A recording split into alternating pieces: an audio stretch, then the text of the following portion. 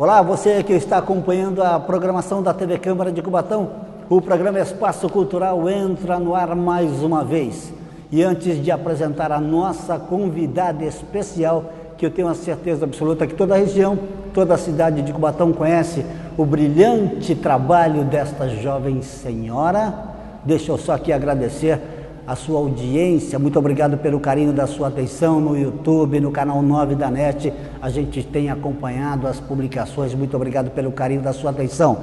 E no programa especial de hoje, neste programa Espaço Cultural, nós vamos conversar com a minha amiga, uma pessoa na qual eu tenho uma admiração muito grande, que faz um belíssimo trabalho na cidade, com o coral Canto Mágico, Sônia Onucchi, coordenadora e regente deste Canto Mágico, este coral maravilhoso que já fez belas apresentações. Sônia Onucchi, prazer em vê-la, muito obrigado por ter aceito o nosso convite. Eu que agradeço ao convite de estar aqui conversando com você a respeito de um trabalho que é a minha paixão, né, que é o coral Canto Mágico. Já há muitos anos, né, Sônia? Sim, este ano vamos completar 21 anos de atividades, aliás, por sinal, agora em junho, completamos 21 anos.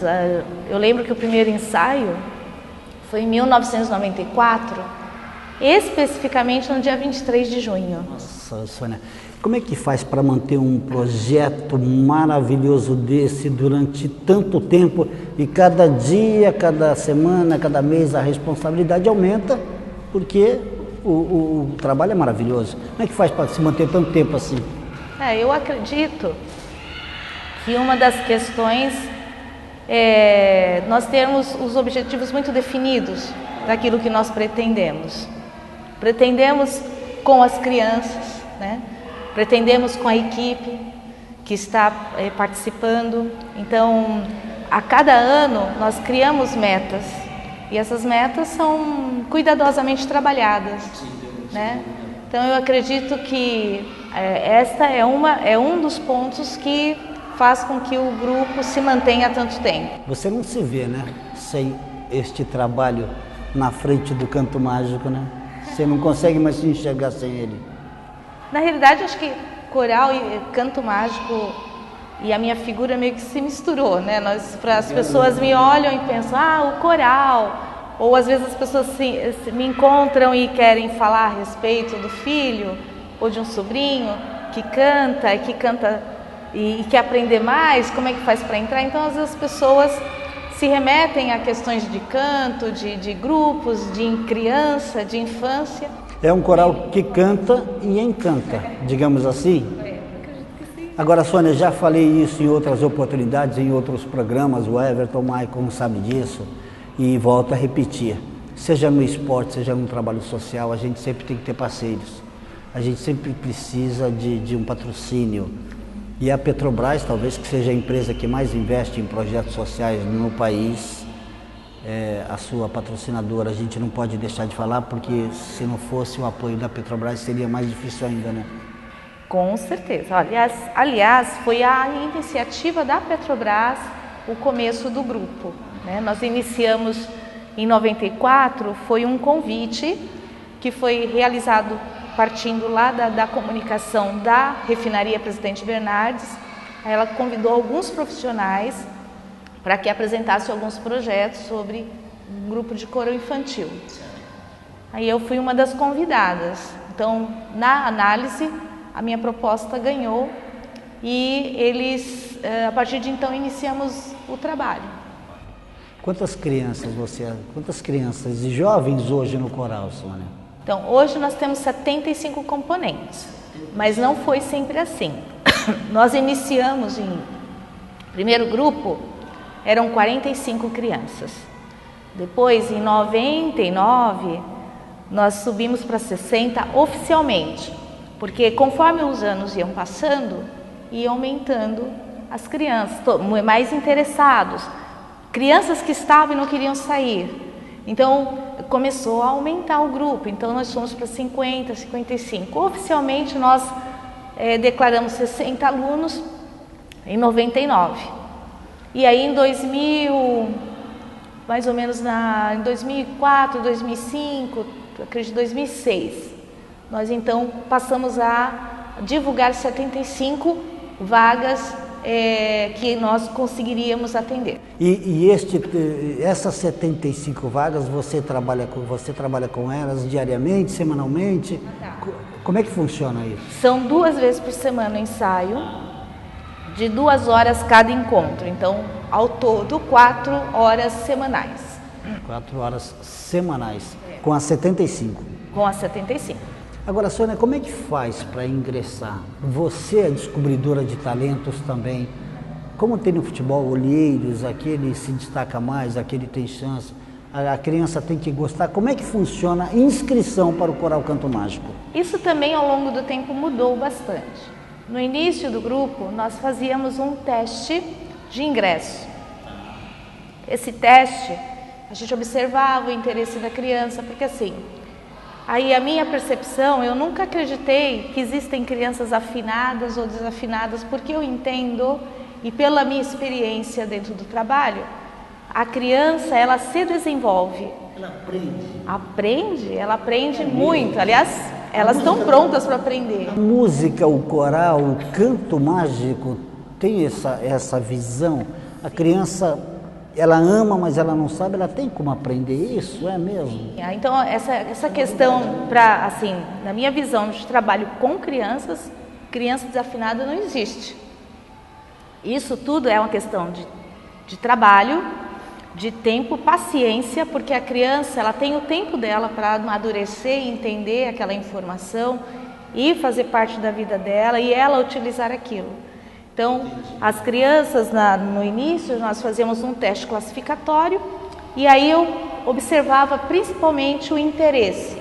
Porque às vezes a criança era extremamente interessada, mas ela não conseguia chegar numa nota mais agudinha que seria necessário, mas ela tinha potencial para ir. Porque isso é exercício, é que nem nós adultos, se nós começarmos a cantar, a voz muda, a voz vai ter uma outra extensão, né? São exercícios, é que nem eu digo para as crianças sempre, é que nem fosse um jogador de futebol.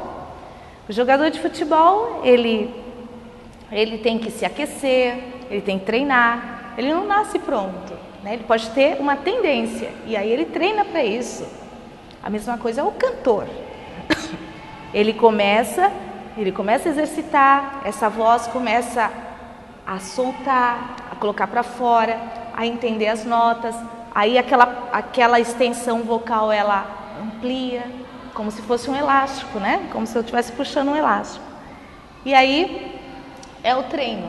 Então a criança, quando entrava na época, a gente observava isso e fazia o ingresso. Hoje nós já mudamos isso. Mas esse treino é só nos dias de aula ou a criança pode treinar em casa também? Exercícios para treinar em casa, para desenvolver? Ela pode. Aliás, é uma coisa que a gente não exige dela. Nós não exigimos. Ela faz os exercícios no coral, mas é muito natural que elas levem para casa. Então é muito assim comum o relato de pais dizendo, olha, ela quer chamar a família inteira para fazer os exercícios que você dá aqui no coral. Então você vê que a criança leva para casa, ela repete. Aliás, é muito bom que ela faça isso, porque ela está se apropriando da informação, né? Ô Sônia, você pode ser chamada de maestrina, de regente, qual é a diferença ou não tem diferença? Não tem. Alguns me chamam de regente, mas a maioria me chama de maestrina. Me diz uma coisa, me tira uma curiosidade. O canto mágico, por exemplo, essa foto que está atrás de você, quantas crianças deve ter aproximadamente? Aqui devia estar com 75. 75. Numa apresentação que eu acompanhei do Coral Canto Mágico lá no Teatro Municipal em Santos, se a Sônia Eunuch de repente sentiu vontade de tomar um café, tomar uma água, e na hora que vai começar o espetáculo, você se retira. O coral, seja ele qual for, o canto mágico ou uma orquestra, ela se apresenta sem a presença da figura Sônia Eunuch, a maestrina ou a regente. Ele tem como fazer isso? Então, o grupo ele deve ser treinado para estar sem o regente ou sem o maestro, né? Ele pode fazer, mas tem que ter ele tem que ter uma referência. Pode ser até dentro do grupo.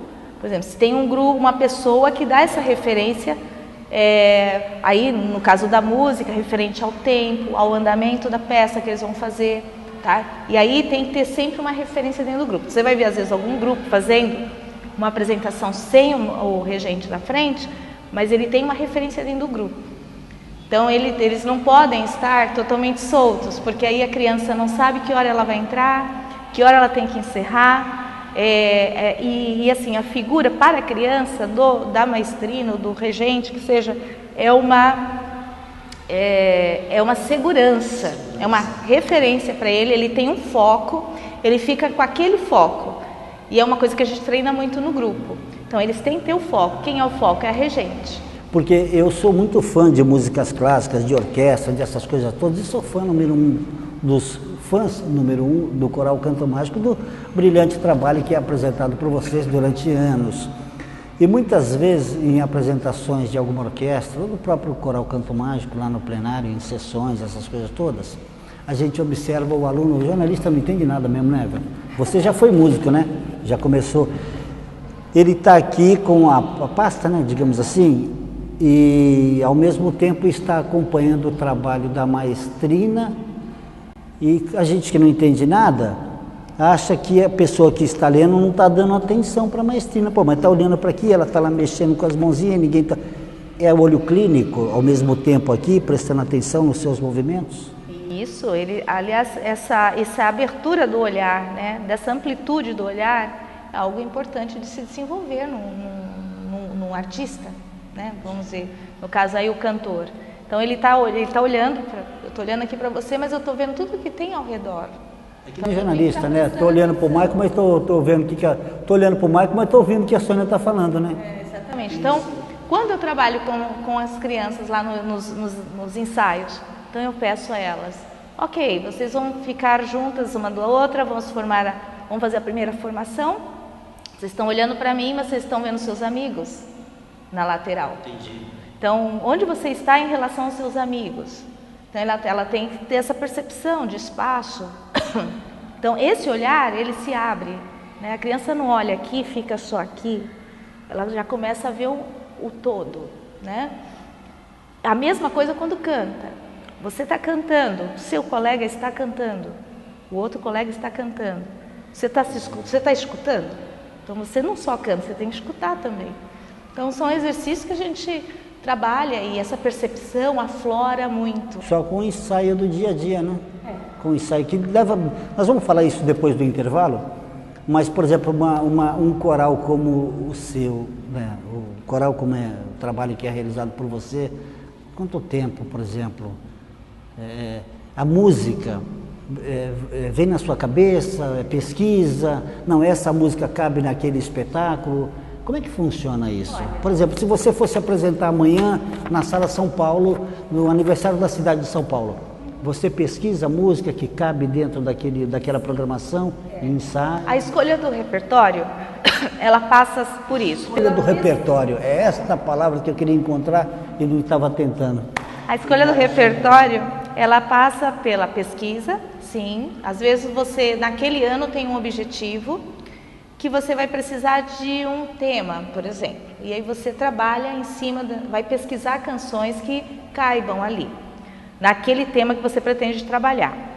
Ou você pode, por exemplo, ouvir uma canção e achar que é a cara do grupo. Você olha assim, não, essa canção o coral vai cantar, essa vai dar certo com eles. E aí você escolhe. E não tem difícil ou fácil, você leva... Olha, como é que é isso? Tem canções que são mais trabalhosas, tem canções muito mais fáceis. Eu diria que nenhuma delas é fácil de você executar. Porque às vezes você pega uma partitura em uníssono, e o uníssono seria todos cantando igual, numa voz só, né? Mas esse processo é muito difícil, porque as crianças... Elas têm que emitir um som harmonioso, mesmo que seja uma nota só que elas estejam cantando. Não adianta eu colocar um monte de crianças e de repente eu quero um uníssono perfeito e cada uma canta de qualquer jeito. Então elas vão ter vibrações diferentes, abertura de boca diferente e o som sai picotado. Então as crianças cantam, todas estão cantando a mesma nota, mas está tudo picotado. Cada um está com um timbre diferente.